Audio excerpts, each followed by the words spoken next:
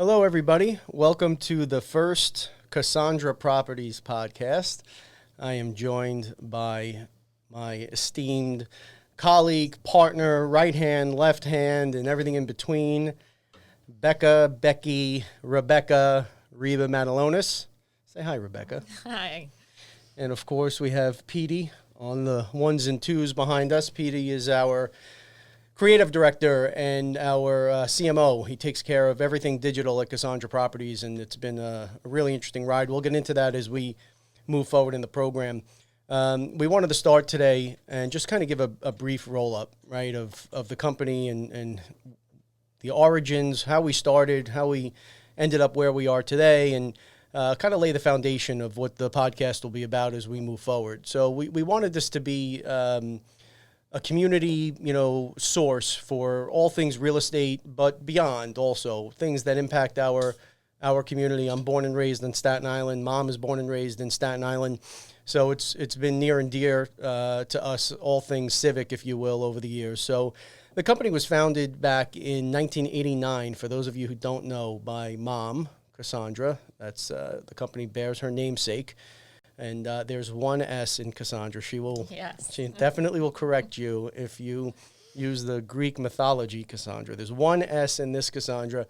And in 1989, she had jumped into really kind of tough waters, right? Like the market back then, historically, 1989 was not the best time to open a real estate company. And she was a woman, which was difficult. This was a predominantly male, run and dominated business. She was, for many, many, many years before that, she was an agent and a broker for several different local brokerages. So 1989, market is awful. Mom decides, hey, let's go open a business. So opened up over on Clove Road, actually across from the firehouse. I remember actually as a kid going in and working on the office and being excited that she had this opportunity. I've been, since I'm knee-high to a grasshopper, I've been real estate, right? And I've been dragged around to listing appointments, and I have some really funny stories I'll share in the future of things that had happened. But she opens up in 1989. She's doing particularly high-end homes was the focus. As the market evolves, Mom sees an opportunity. There's an ebb and flow to the market, right, Reeves? We see the commercial come on strong, and then the residential, and many times it's counter-cyclical. So yeah, absolutely. We've learned to adapt and go back and forth and kind of ramp up the side of the business that we see is got the most opportunity on the horizon. So she moves then into commercial leasing, which there's like no women, particularly on Staten Island, in the early 90s doing commercial leasing, and she does some of the first land leases of any notoriety out here in Staten Island, and she's just kicking butt, and she has not stopped kicking butt, and she's still... Oh, yes, she is. She's a powerhouse, that's for sure. She still comes in a couple of times a week and reminds us that we don't know what we're doing and, make sure that the ship is sailing the right way. So let's fast forward real quick and just talk about where we are today. I found Rebecca when we worked on the Empire Outlets project. How long ago was that? I think it was 6 years now. Oh, my gosh. 6 years ago, right? 6 years of me. You were working for one of the largest third-party providers of services, if you will, in the outlet industry. Yep. I have this, maniacal way of... I remember our first call. Oh, I do too. I was like so nervous. I'm like, we go again. I have to get on with another person and run through my insane way and methodology of following up and making sure that, nothing slipped through the cracks. And I think our first call was like 7 hours, almost 7 hours. Yeah, I think that's about right. Yeah. It was pretty crazy. So I meet Rebecca by phone. Yep. Our first call runs on and on. So the way we used to do this, and this is a good tip for those of you out there trying to get commercial deals done, you have to be relentless. 100%. You cannot stop. You cannot send an email, make a call, send a deck. We've come up with all sorts of neat creative ideas to try and get the rep's attention. You have to be absolutely methodical and relentless in your approach. we followed up. We probably at our peak had 40 reminders a day. Yeah, absolutely. Right? Yeah, if not more. Just on that job of constantly hammering the reps, getting in front of them, letting them know what the opportunity was. Yeah. We came up with what we called the breadcrumbing system.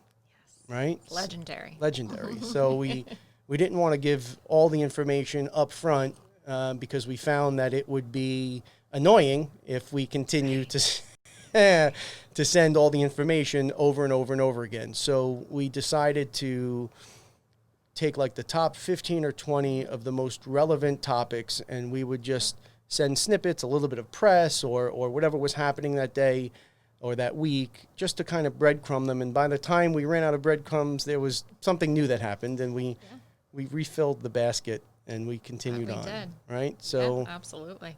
So we meet a 6-hour, 7-hour call initially, and you were as nuts as I was. I mean, I was like, Jesus, like I'm waiting for you to tap out, right? Yep. Like everyone taps out with me. Let's go until you tap. You didn't tap. And I'm going, wow, okay. So then we kind of fell into this routine, 3 or 4 hour calls every night. Every night. Yeah. And we're still doing them. Yeah. So 6 years later. 6 years later, we use a great program that sends us our alerts every day. I'm still kind of a dinosaur. I need to have paper, right? So I print out my reminders, and I have to write everything out and recast it. And every night we get on a call and we run down every single thing we didn't get to, and we recast it. And sometimes the sheets build up, and a week goes by and you can't get through it all, but we eventually catch it and reset everything. And it's a relentless.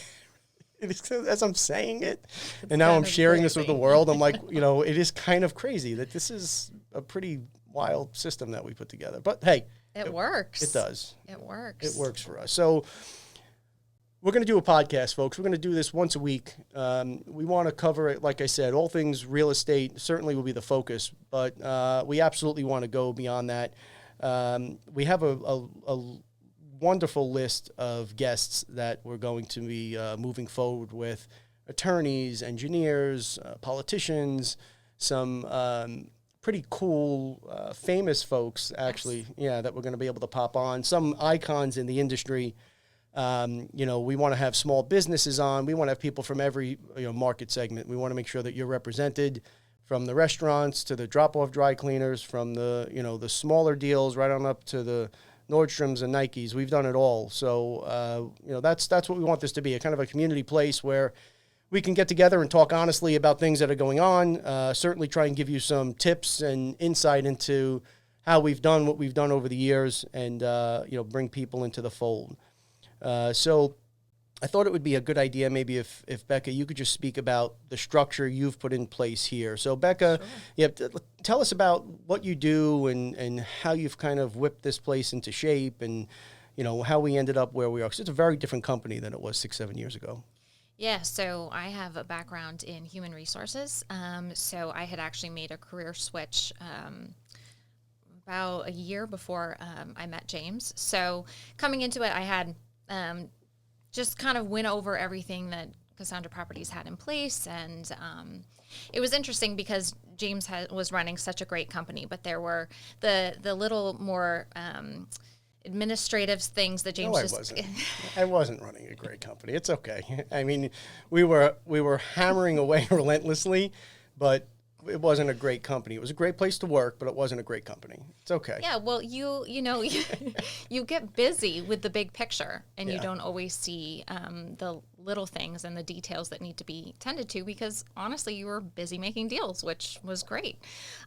So I kind of came in, took a look at what we had for handbooks, and kind of just how things were laid out, and really went through them. And James and I spent, again, this seems to be a reoccurring theme here, the amount of hours that we put in, but we stripped everything down and we built everything back up. So we really took a lot of time and made sure to structure everything that we really felt worked. We have a really great dynamic in this office. I think that we're really lucky to have the people that we have working here. It is an interesting dynamic because you don't have the normal employer-employee relationship. All real estate agents and brokers are independent contractors. So that's a little bit different. But I feel like it's seamless here. Everyone just really gets along. It's a great atmosphere, and that really helped when I came in to kind of restructure everything because everyone was just, it's very team-oriented here. And that made the transition really easy, and it just made everything kind of flow. So I started with that, went through all of that. Took us a little while, but it was a good process. Took us a couple of years. Yeah. And, like James said, we spend a majority of our lives in this program called Smart Sheets. And that's kind of where we organize and keep everything. But we also kind of found like we were missing a CRM. And so we spent a lot of time researching what we thought might be a really good program that would not only, assist the agents, but that could also tie into a new website, because that was another thing that we felt like the company is growing and we have a great name on Staten Island, but our website didn't really match how I think that we felt that we were being portrayed. Yep. So we started again from the beginning, built up a really great website and got a CRM for our agents to work with. And that's been really great. Everybody took to it really well. So yeah, I mean, it's just been one thing after the other. We kind of just go and see something and we fix it until we've got everything fixed. You make it sound so easy, like, oh, we got a new CRM and we got a new website. No worries. That was all of those things. I have to give credit to Pete. Petey back here has been taking the company to a completely different level. We recognized years ago that real estate was going to live and die in digital space, right? We knew that this was, without a doubt, going to define. You had to go from a deal maker, being a great deal maker, to being a great marketer. And those things do not go hand in hand. I've always taken great pride in being a great deal maker. And I look, with negotiation skills, our team, I'll put them up against anybody. We're absolutely, our skills are tight on the negotiation side, but we were missing the marketing side. We didn't have marketing that was commensurate to our deal making ability, right? So we went ahead and tore it all down twice, rebuilt it twice, and Pete, when Pete came over, it definitely unlocked kind of that next level. We're in development now of what will absolutely be a market disruptor, a new app that is literally going to change the game on the investment frontier for real estate. Yeah, this is absolutely. We're going to roll it out locally, and then we're going to go region, and then we're going to go across the country. So keep an eye out for that. That's something I'm trying to not smile too much. I'm super, super excited. Well, to have these ideas, right? And when I was a kid, I remember I wrote I had an assignment. I'm talking about like a kid, and it was about problem solving. When the squeaky door is what I had entitled it. And, as a little child, I remember if I opened the door and it squeaked, for some reason it hit me like, why does it squeak? And like I took the screwdriver out and I'm trying to dismantle the hinges and figure out like, we like to tinker and we like to get in the weeds and, figure out where things are not efficient, how to create efficiencies. So we're super excited about that app. And we're in development now. We actually had our first trial run on Monday, and like the text went off and the alert worked and everything connected, and it was so cool. But that will be coming out in the next couple of months, and we're going to continue to innovate. I mean, Pete has taken this to a whole new world. We have now over 5,000 subscribers on YouTube. Thank you everyone for the follows there. We're pumping out content every day. We love it. We enjoy it. Please keep the suggestions coming. So many of you reach out and want to hear about different topics. We're happy to speak on it and produce that content for you. We're up to now 10,000 monthly website visitors, 30,000 monthly page views, 265,000 video views on YouTube. And today, here we are in our new podcast studio. So It's pretty crazy. So much credit goes to Pete because none of this would have happened without the absolute, endless effort from you and from Rebecca. So thank you very much both for kind of making all the crazy things like the birdies float around in my head and catching the bird and putting it and actually making it happen. Good way to put it. Yeah. So it's been a really awesome experience. So I wanted to talk a little bit about my influences as I kind of came through the ranks. Obviously, Mom whipped me, into shape, but good, off the hop. When I started in this business, there was none of this wonderful tools that we have today, right? Like, I remember the first modem. Like we went. Oh gosh. Yeah, we went and we picked it up, and I was fascinated that we took the phone and we had this big Velcro strap, and you strapped it onto this looked like a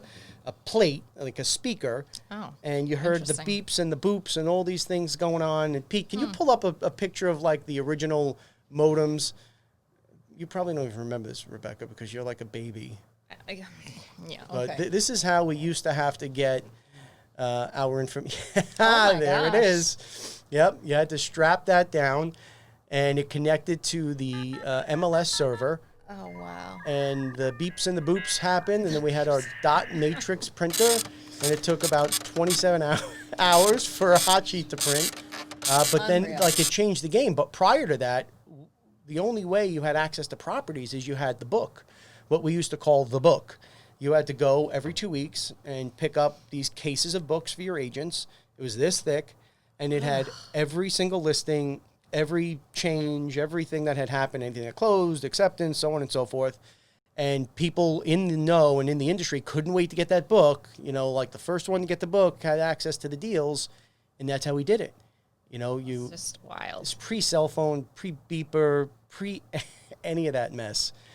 Wow. But you know what? Business got done.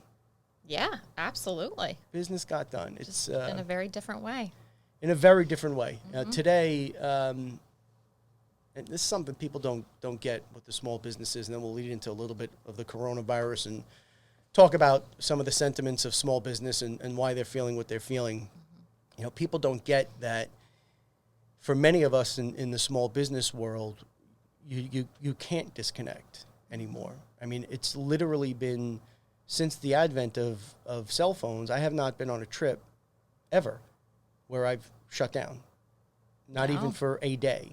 It's at most, I think, was the Montana trip where at night we spoke, for whatever it was, an hour or two a night to try and catch up. Yep. But and that was only because there was no service, there was no workaround. I had you going crazy trying to figure out sat phones and emails, and you're like, yes. dude, I got it. Just go catch some fish and enjoy Yellowstone, and I got it. So, when you're in the grind the way we are, you don't have the benefit or the luxury or the ability of just putting it down and walking away from it. At least we don't, and I understand that that's a decision that we've made, but with that comes sacrifice. Right? Like I've missed countless things with the family. Yeah. Right? Countless parties. Disappointed my wife. God bless her for staying with me the way she has. Can't tell you how many events I've missed, how many things I've missed with the kids. And it's sacrifice. You put your heart and soul into this, and you wake up one day and you look around, there's a lot of people that depend on you, and it's a lot of pressure. Right? Yeah, it's a lot of pressure. It really is. It's funny that you say that because I can remember one of your, getaways with the family, and I believe it was Bermuda. And I could, it was like 10, 11 o'clock at night, and we're going through everything and trying to play catch up. And, I can like hear the waves crashing and like, there you are working away on the balcony, 11 o'clock at night, trying to stay on top of everything. So it's tough. It is, right? And folks don't understand why there's been some of the backlash, from small business feeling devastated, right? Of course, thank you to the men and women on the front lines of this thing, absolutely doing an amazing job.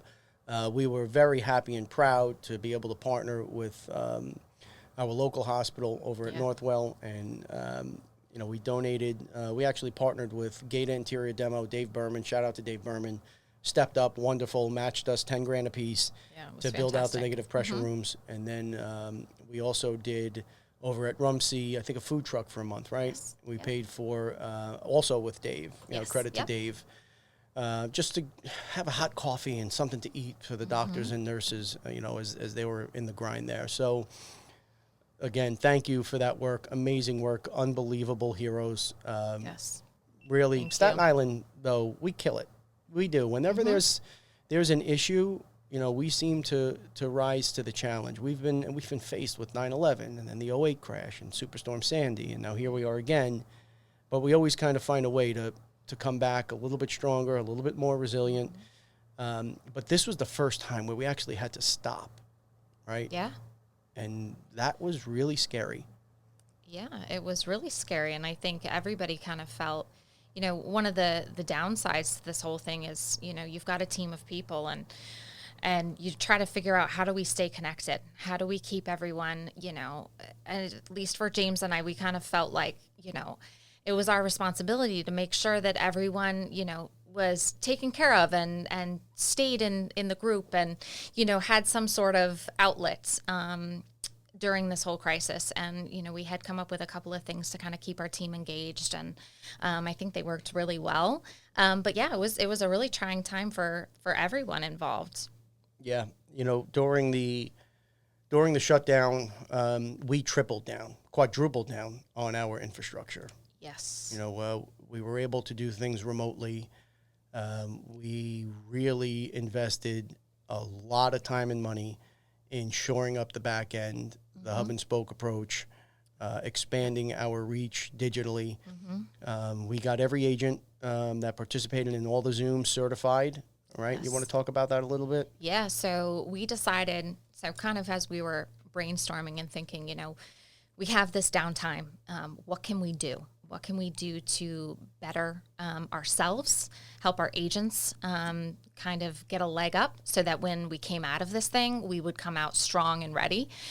So one of the things we had kind of tossed around was this ePro course that you can just do online. Everybody could do it separately at their own pace. But we decided that every week we were going to jump on a Zoom call and kind of talk about it and, have some group discussion. And then James said, well, let's take this a step further and let's have JMan, who does work for the state, I believe. Shout out to JMan. Yeah, woohoo! Wonderful guy. He's fantastic. Absolutely. And, it's just as a side note, Zooms are great.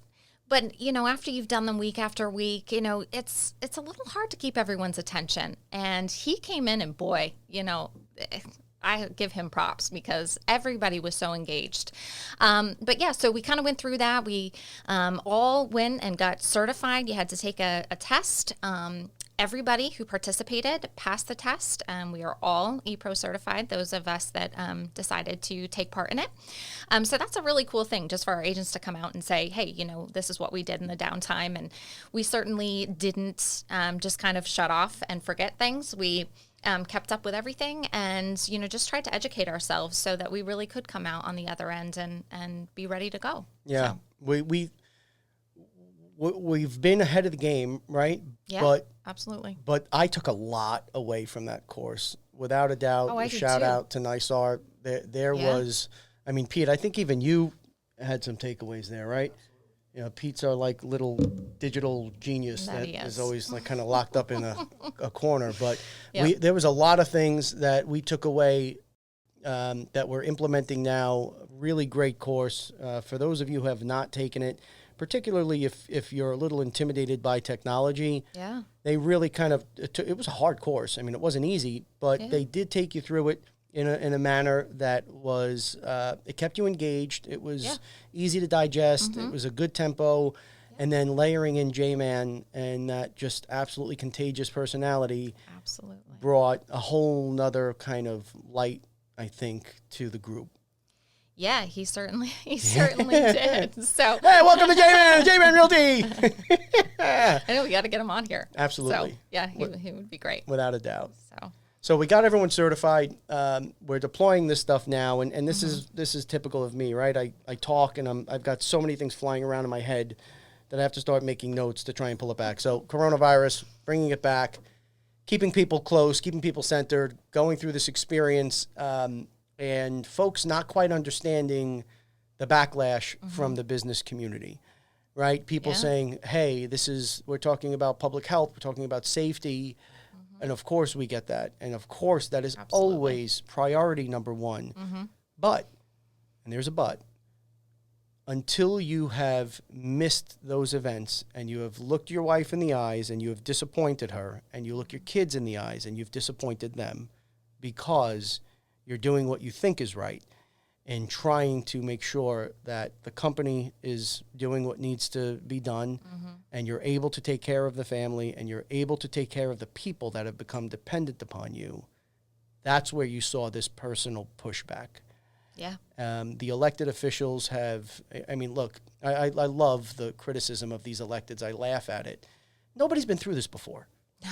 Right? Gosh, like no. this has never happened in modern times, right? We have to go back to like 1920 or 1918. Yeah, 1918, I right? believe. Yeah. That's is the new last time territory. something like this happened. And the parallels are almost non-existent because the world is so dynamically changed. And, you know, we're in this hypercritical cycle where everybody has something negative to say. And it's like, chill, right? Like, we've never been through this before.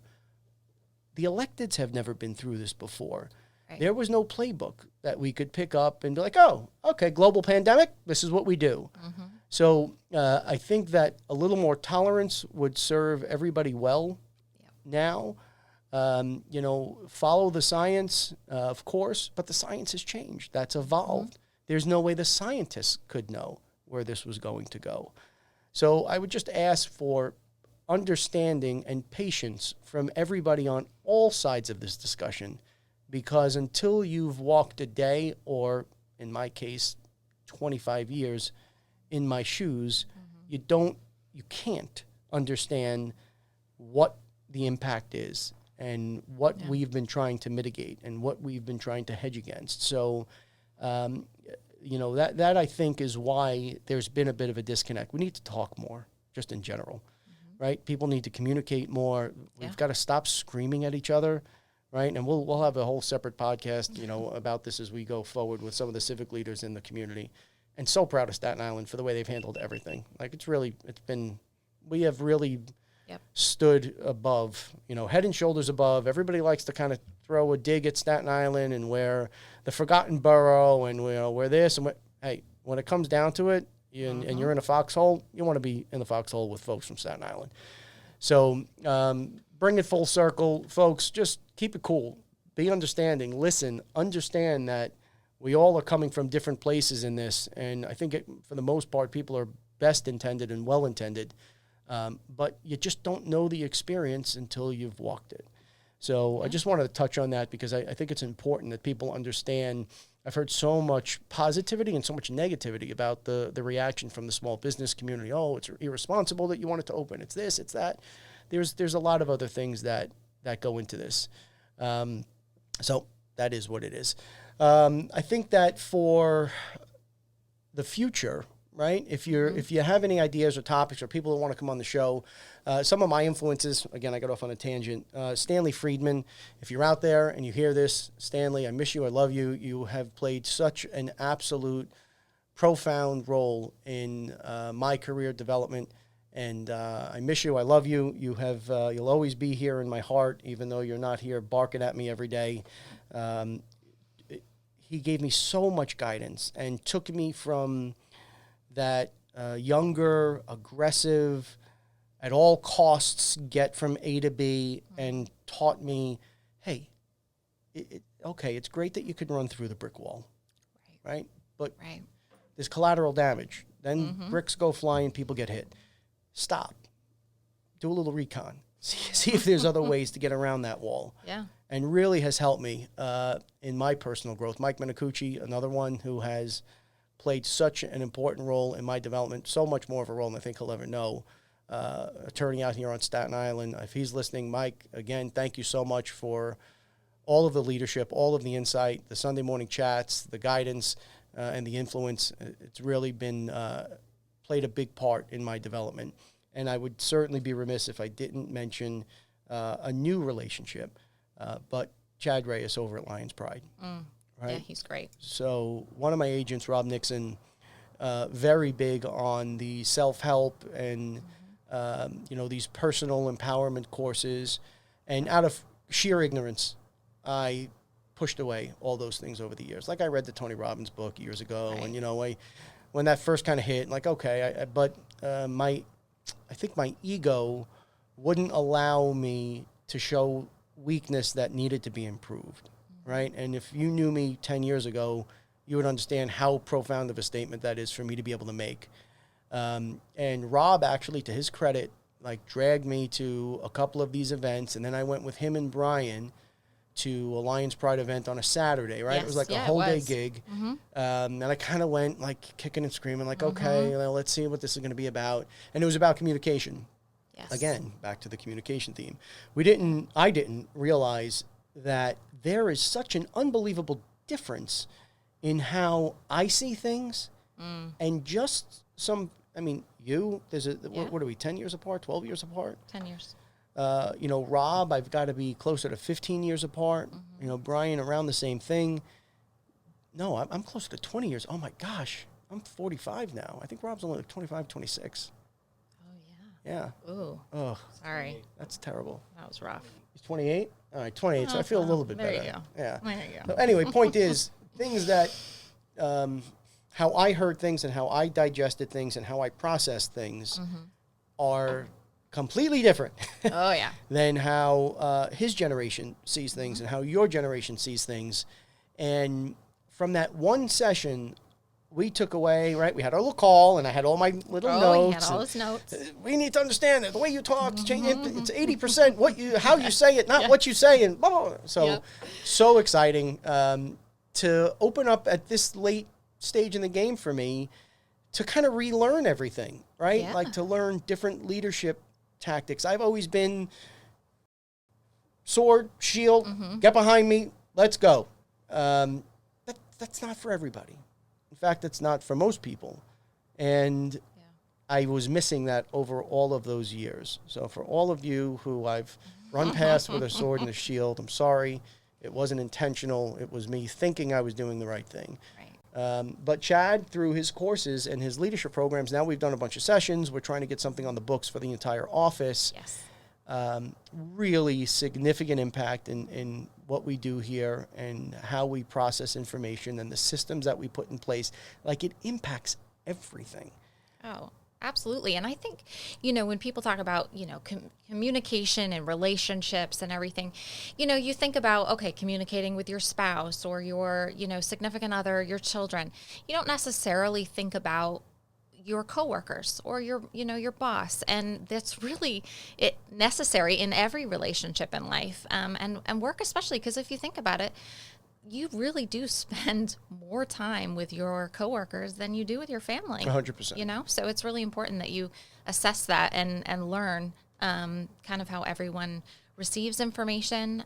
It's very helpful. Yeah, I'd love to have Chad on Yes. and have him articulate some of the things down to the basics, like that is a cup. Okay, so let's implement a policy about where we're going to source the cup, how we're going to store it, when it will be used, and how we dispose of it. And then you come to learn that Rob doesn't see that as a cup. Right? Rob perceives that as something different. So the balance of the policy goes out the window because the initial impact and impression is completely different. They taught us about fear and about how people retreat to different places, and the inability to digest information is completely different. So again, shout out to Chad, really helping impact how we do things here. So I don't want this to run on too long. I wanted to just touch on some of the community stuff at the office. Some of the things that we do that are so important. Corey Shifter over at Casali, you were my influence on this. Years ago, watched some of the things that you had done around the holidays. And we've always done things, and we've done things discreetly. But we came to find that when you put it out there in the universe, as Corey did, maybe that impacts the next person to say, you know what, I should be doing more. So we've been so proud of our Season of Giving program. Yeah. Right? So you want to talk a little bit about that? Yeah, Because I get emotional like a baby. I know you do. About this stuff. And I have to say, it's probably one of my fondest memories of things that we've gotten to do together. 2 years ago, right? 2 years ago is when we started it, and we spent some time just thinking about who we should give to and how we were going to go about it. And we ended up going with, I think, 3 or 4 different places, and we presented checks. And then the best part was we went and bought a ton of gifts for kids. I mean, a ton. It was like one of those old shows that you watch. I forget, there was a supermarket show. I don't know if anyone remembers, but it was like, what was it? Supermarket Sweep. Oh, that show was great. But that is literally what it felt like when we went into Target. And it was like, just pile in the toys. And it was such a fun experience. And James did get very emotional, which was really sweet because, just let's say it. You don't always see that side. And it was nice to see that side come out. But it was just a really fun experience. We got to get all these toys together and give to a bunch of kids who wouldn't have otherwise received. And it was such a blessing. It was a blessing for us to do it as a company. It was a blessing, I know, to me personally, and I know James feels the same way. And, after that, we said, we're doing this every year. And it kind of changed our mindset a little bit because I feel like we both were like, okay, how do we make more so we can give more? Absolutely. That really is always kind of at the forefront of our minds because we just enjoyed that process so much. So last year, we did it a little differently. Yeah. We did a bunch of gifts for kids again, but last year you got to be a part of it, the actual giving, right? Yeah. I was not here for that this past December, but we have a video. You should go check it out on YouTube. It was really neat to watch and kind of really just bring a smile to those little kids' faces. So without a doubt. Yeah. It was good. We did work for Michael's cause. Yeah. Michael's diagnosed with Duchenne muscular dystrophy at the age of 4. If you have a chance, go check that kid's site out because he has some story. He is an unbelievable kid.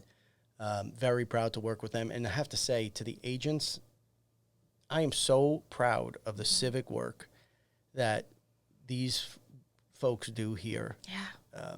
We were doing a story recently and we asked them to send over a list of all the boards and all the community give back stuff. And I mean, we play a part of all of it in some measure, but they're really out there for their own initiatives on the front lines of this stuff. I was blown away. Like, yeah, it was pages an extensive list. And pages. So, to all of you guys out there, the Casandra Properties family, I cannot thank you enough for how you've handled everything that's gone on and how you've been such an important part of the fiber of Staten Island. Again, Mom is born and raised here. I'm born and raised here. This is home. It's been home.